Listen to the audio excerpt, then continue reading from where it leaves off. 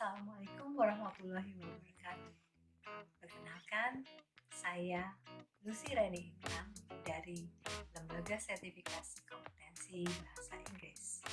Salam kompetensi. Kali ini saya akan membahas mengenai standar kompetensi lulusan berbasis kerangka kualifikasi nasional sebagai acuan pengujian dan penilaian uji kompetensi.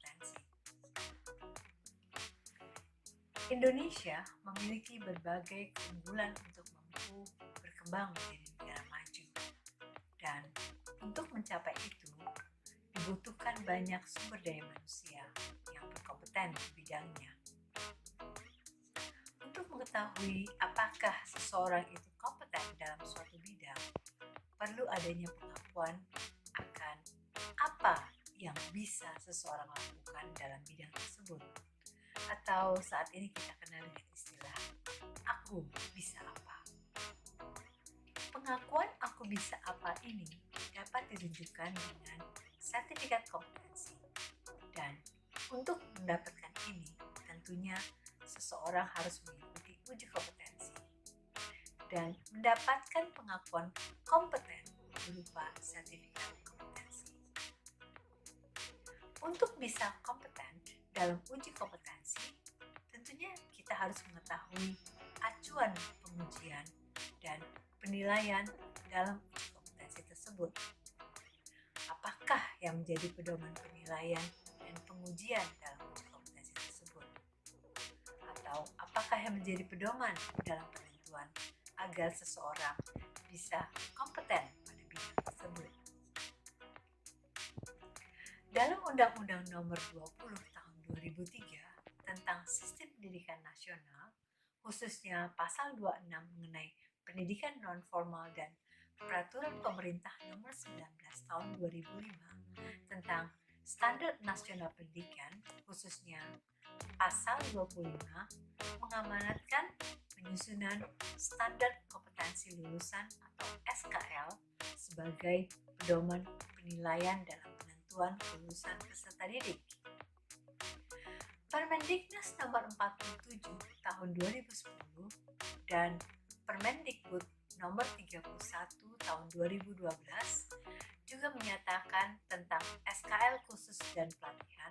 Di sana jelas dinyatakan bahwa standar kompetensi lulusan menjadi sangat penting untuk dapat digunakan oleh para penyelenggara kursus dan pelatihan atau satuan pendidikan non-formal lainnya dalam penilaian pembelajaran. Dengan kata lain, standar kompetensi lulusan atau SKL adalah kualifikasi kemampuan lulusan yang mencakup aspek sikap, pengetahuan, dan keterampilan.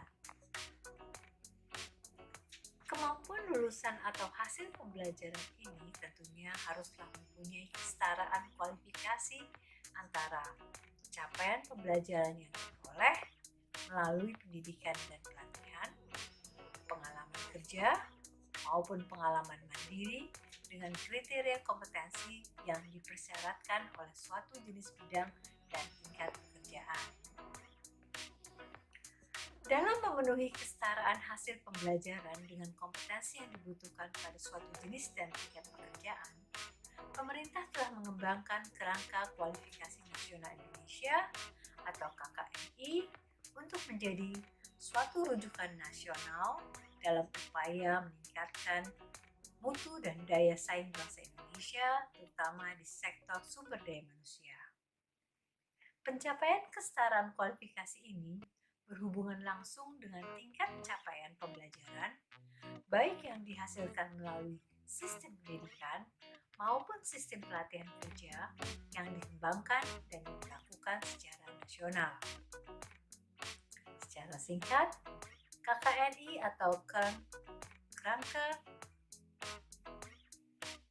Kualifikasi Nasional Indonesia adalah kerangka penjenjangan kualifikasi kerja yang menyandingkan, menyetarakan, mengintegrasikan sektor pendidikan dan pelatihan serta pengalaman kerja dalam rangka pemberian pengakuan kompetensi kerja sesuai dengan jabatan kerja di berbagai sektor. Ada 9 jenjang kualifikasi pada KKNI. Dan ini adalah tingkat capaian pembelajaran yang telah disepakati secara nasional, disusun berdasarkan ukuran hasil pendidikan dan atau pelatihan yang diperoleh melalui pendidikan non-formal, pendidikan formal, informal, ataupun pengalaman kerja. Berdasarkan bahasan ini, maka terlihat jelas dalam rangka perwujudan mutu dan jati diri bangsa Indonesia terkait sistem pendidikan dan pelatihan serta program peningkatan SDM secara nasional, standar kompetensi lulusan atau SKL yang berbasis KKNI merupakan kemampuan yang dibutuhkan untuk melaksanakan pekerjaan yang dilandasi oleh pengetahuan, keterampilan, dan sikap kerja dalam menyelesaikan suatu pekerjaan sesuai dengan unjuk kerja yang dipersyaratkan dan diturunkan dari capaian pembelajaran khususnya pada level KKNI yang sesuai. Dalam pengaplikasiannya, standar kompetensi lulusan atau SKL yang berbasis KKNI dinyatakan dalam 3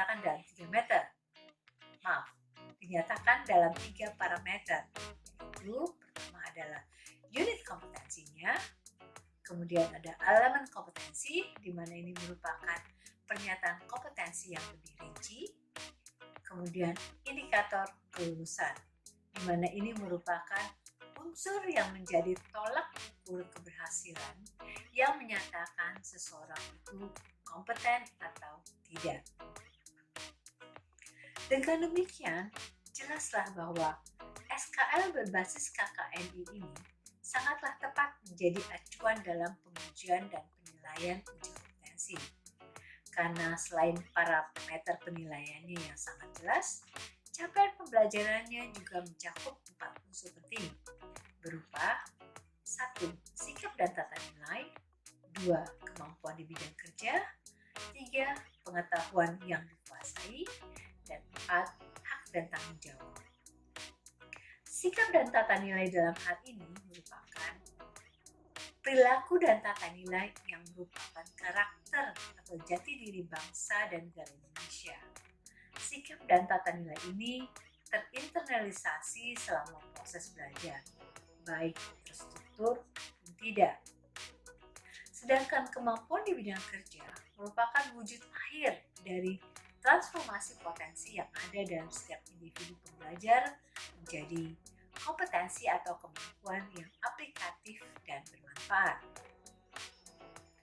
Sedangkan pengetahuan yang dikuasai merupakan informasi yang telah diproses dan diorganisasikan untuk memperoleh pemahaman, pengetahuan, dan pengalaman tentang konsep, fakta, informasi, dan metodologi pada bidang pekerjaan tertentu yang terakumulasi untuk memiliki suatu kemampuan. Yang terakhir tadi adalah hak dan tanggung jawab yang merupakan konsekuensi seorang pembelajar yang telah memiliki kemampuan dan pengetahuan pendukungnya untuk berperan dalam masyarakat secara benar dan etika. Hal ini semakin memperjelas bahwa SKL berbasis KKNI merupakan acuan pengujian dan penilaian uji kompetensi di mana pada akhirnya aku bisa apa benar-benar dapat terwujud teraplikasi.